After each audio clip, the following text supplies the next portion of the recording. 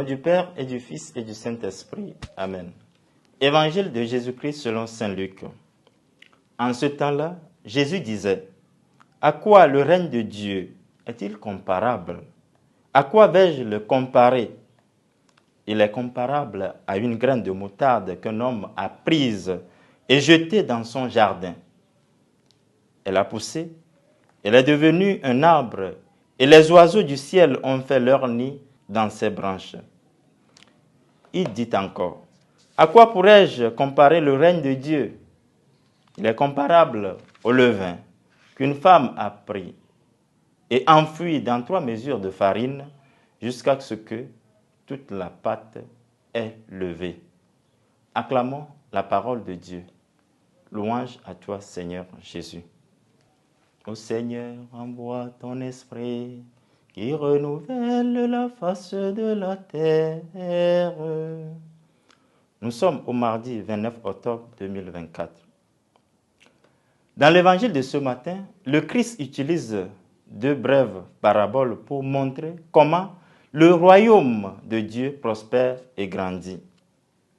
Le contexte qui a donné lieu à cette rédaction, à cette parabole, Jésus vient d'exorciser une femme tourmentée par Satan le jour de sabbat, puis évoque la parabole de la graine de sénévé et du levain en soulignant que ces gestes et ces faits, ces miracles et ces guérisons témoignent de l'instauration progressive du royaume au sein du peuple de Dieu, voire l'humanité. En effet, de même que le levain fait monter progressivement la pâte durant la nuit pour devenir le pain de vie, de même le règne du Christ commence de façon modeste, suit son cours d'évolution et s'étend. Il progresse, ce royaume, dans nos jours à partir d'une petite communauté qui accueille le message du Christ, adhère, diffuse l'évangile pour devenir une communauté vivante et dynamique. Dans l'Église primitive, ce royaume s'étend quand les disciples du Christ sont témoins de Jérusalem passant par la Samarie jusqu'aux extrémités du monde.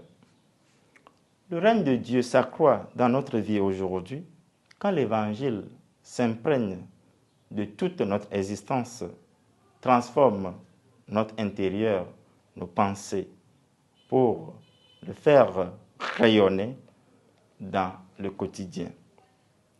C'est là que l'Évangile envahit tout notre être, même dans la sphère sociétale, imprègne la vie familiale, la politique, les sciences, les arts, etc. Nous sommes invités aujourd'hui à faire grandir ce règne de Dieu dans notre vie à travers nos efforts quotidiens et faire connaître le Christ autour de nous par notre témoignage de vie. Ce qui nous habilite à la transformation du cœur, à la vraie conversion. C'est ce à quoi l'Évangile d'aujourd'hui nous invite, que le Seigneur nous munisse des grâces nécessaires pour l'implémenter dans notre vie, aujourd'hui et pour les siècles des siècles. Amen.